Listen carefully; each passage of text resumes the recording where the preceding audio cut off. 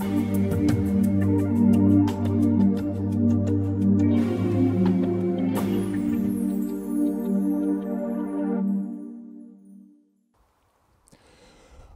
à toutes et à tous, nous voici de retour sur le champ de bataille de Verdun.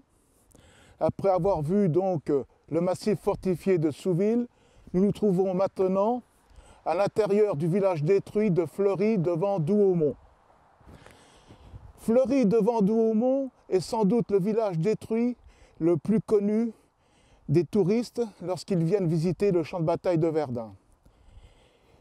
Principalement pourquoi? Parce qu'il est situé sur une ligne que les touristes visitent, la ligne qui va du Mémorial en passant par l'intérieur de ce village, l'ossuaire de Douaumont et le fort de Douaumont, ce qui fait de lui le plus médiatique des 9 villages détruits. Alors Fleury, c'est une bien longue histoire, à peu près la même, disons, que tous les autres villages qui ont été détruits sur les Hauts de Meuse. C'est un village qui remonte vraiment au début de notre ère, à l'époque, disons, gallo-romaine. Et il a eu plusieurs vocables, donc, concernant son nom. Il s'est d'abord appelé Florius, Floriacus, Florium, Fleurem, Fleury, Fleuré et Fleury maintenant avec un Y. Voyez? Donc on peut dire que tous ces vocables correspondent sans doute à une période de son histoire. Ça a toujours été un village tranquille comme tous les autres villages de ce secteur qui vivaient de son artisanat, de son agriculture. Et il a traversé certaines époques. Il a eu quelques déboires, notamment au XIVe siècle, en 1439, lorsque les troupes commandées par un certain comte de Richemont, grand connétable du roi Charles VII, est venu ici guerroyer pour, disons, venir en aide aux gens du secteur qui étaient pillés, les maisons ravagées par des mercenaires débandés qui, on peut dire, étaient pratiquement à la solde des Bourguignons. Nous étions finalement d'ailleurs dans la période de la guerre de 100 ans, ce qui peut nous ramener à la période, là, bien sûr, de Jeanne d'Arc. Mais arrêtons un peu cette histoire pour nous projeter un peu plus en avant. L'histoire, bien sûr, continue, et ça nous amène donc jusqu'à l'époque révolutionnaire. L'époque, donc, de cette fameuse révolution de 1789 que tout le monde connaît.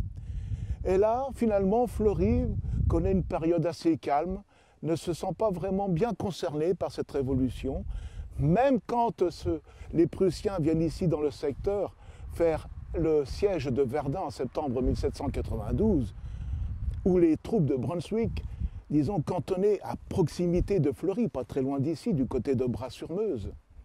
Donc ils ne furent pas plus dérangés que ça. Et puis, la vie continue, jusqu'en 1870-71, où là, ça ne sera pas tout à fait la même chose. Fleury va être occupé par les Prussiens. Il va y avoir des restrictions de liberté, des réquisitions, une autre organisation du village sous la houppe de ces Prussiens. Ils vont vivre, disons, un peu, peut-être pas la terreur, mais disons, ils vont vivre assez durement. Et puis, cette guerre finie, les Prussiens repartent chez eux vers 1873, du moins au mois de septembre 1873, et là, ils vont connaître une épopée, l'épopée de la construction, de l'édification, si vous voulez, des forts qui vont être installés ici sur ces hauts de Meuse.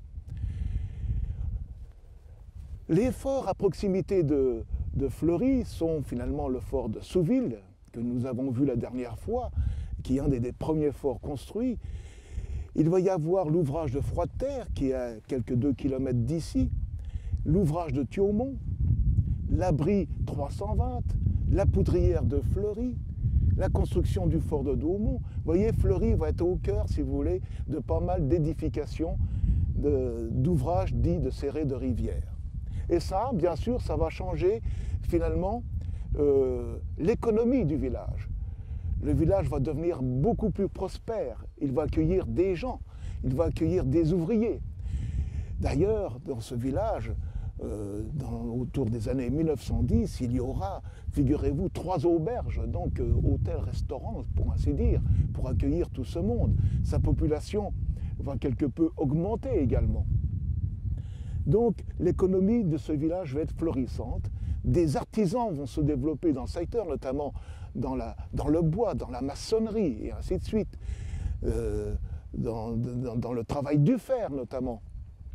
Donc ce village-là devient vraiment prospère grâce, si vous voulez, à l'édification des fortifications de ces raies de rivière. Puis arrive la période néfaste de 1914, où après la grande bataille du Grand Couronné de Nancy, les Allemands, bien sûr, investissent le secteur dès la fin août, en contournant cette bonne ville de Verdun par son nord-est, nord et nord-ouest. Et les habitants de Fleury, finalement, ne s'en préoccupent pas trop, puisqu'ils sont assez éloignés d'un nouveau front qui se situe beaucoup plus au nord, au nord-est, qui se trouve en gros à une dizaine de kilomètres d'ici. Quelques habitants, sans doute, commencent à partir, mais ce n'est pas vraiment la majorité. Beaucoup restent à s'occuper de leur emploi, de ce qu'ils faisaient, notamment les agriculteurs, et ainsi de suite, et continuent pratiquement à vivre un peu sous le son du canon, sans, disons, être affolés pour autant. 1915, ça sera à peu près la même situation. Auparavant, pour revenir un peu en 1914, Fleury va être un genre de cantonnement pour les troupes de passage.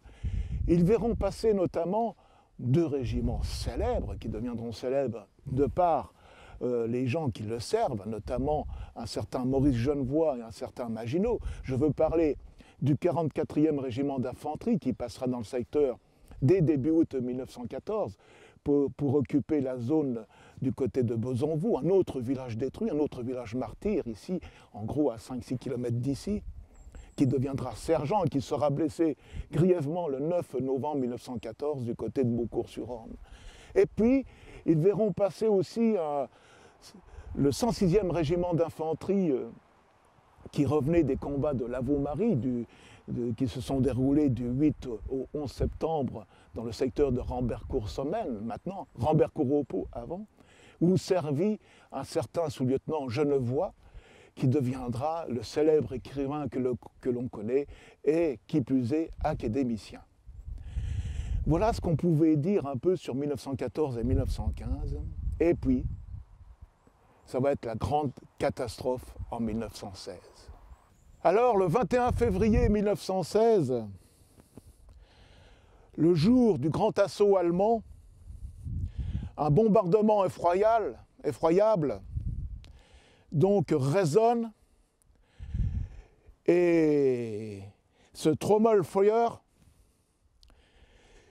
a pour ambition de détruire les villages et les unités françaises qui se trouvent dans le secteur nord de Verdun. Fleury n'échappe pas au bombardement. Donc dès le 21 février, il est largement bombardé, et les habitants, figurez-vous, n'étaient pas encore évacués.